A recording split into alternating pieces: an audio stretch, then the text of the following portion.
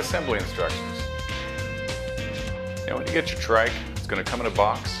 You got to open the box and pull everything out. You want to unwrap your trike. You'll have a frame, a front fork with a front wheel on it, handlebars, toolkit, of course this assembly DVD and a manual. Step one would be to unfold the frame. Basically, you just pinch down on the little button that controls the folding mechanism and rock the trike forward as so.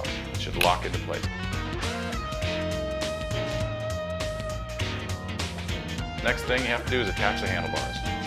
Trike is on all threes. Take your handlebar, make sure the cables are crossing behind ones and crossing in front ones to create this nice, even, balanced setup. And you want the warning label forward on the steering column.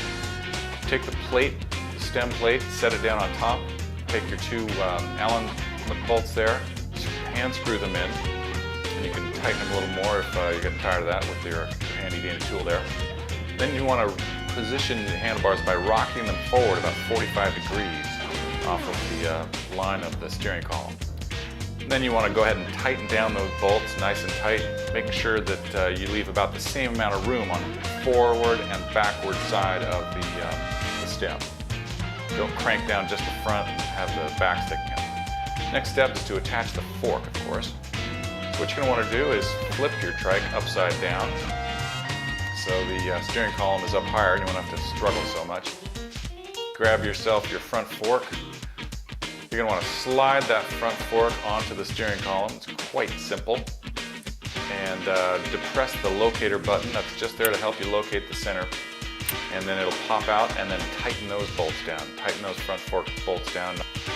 Now if you have a model with the air tires, make sure you pay attention to the air pressure in the tire. We've got a customized air tire here that has you can inflate it up to 80 psi. We do recommend you inflate it to 80 psi, if not a little under 80 psi, depending on your weight.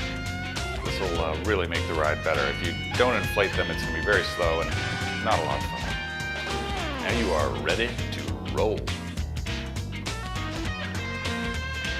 And remember, as you can see, the front tire, the majority of that front tire should be behind the front fork, just the opposite of how a bicycle tire would look.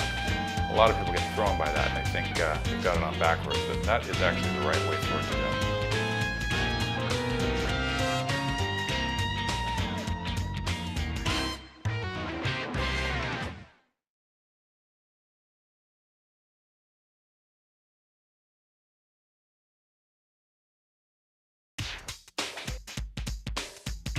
Now remember, if you have the Trike T78 CS, that can be outfitted with three different kinds of wheels, the 7-inch poly, the 8-inch poly, or the 8-inch air. Now, typically people do gravitate towards a complete air ride unless they're riding it inside of a gym all the time. So all you have to do is pop off those polys when you're ready, get yourself a pair of the air tires from Trike.com and pop them on the back. Now, folding and unfolding is a good thing to know how to do, of course. Basically, you just depress those buttons in the folding mechanism. One will unlock, then unlock the other, and then ease the handlebars back down towards the rear of the foot platforms. Just the opposite in opening it. Just hit that button again, and it'll open up just fine.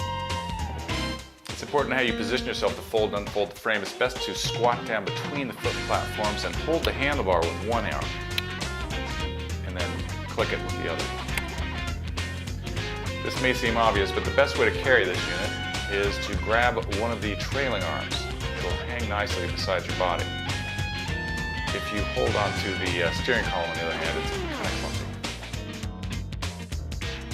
clumsy. Now, if you need to adjust the brakes, you should definitely check them before you go on your first ride. You want to make sure that the brakes work just fine. It's an easy fix if it isn't quite right. Basically, you loosen the bolt, stretch that brake cable out, and while you're stretching it, just tighten those bolts back down until you've adjusted your brake cable there.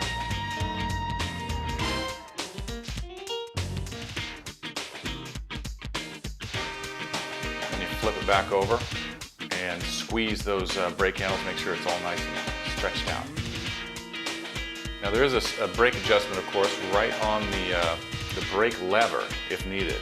You can just grab that little brake cable tensioner, back it off, or tighten it, depending on how you need to adjust it. Make sure not to turn the handlebars more than 180 degrees around, because the brake cables, they will get tangled and stretched. If you keep twisting it the same way, of course, the brake cables wrap around the steering column and they can apply themselves to the back wheels and then you won't be going anywhere. So just keep mindful of that.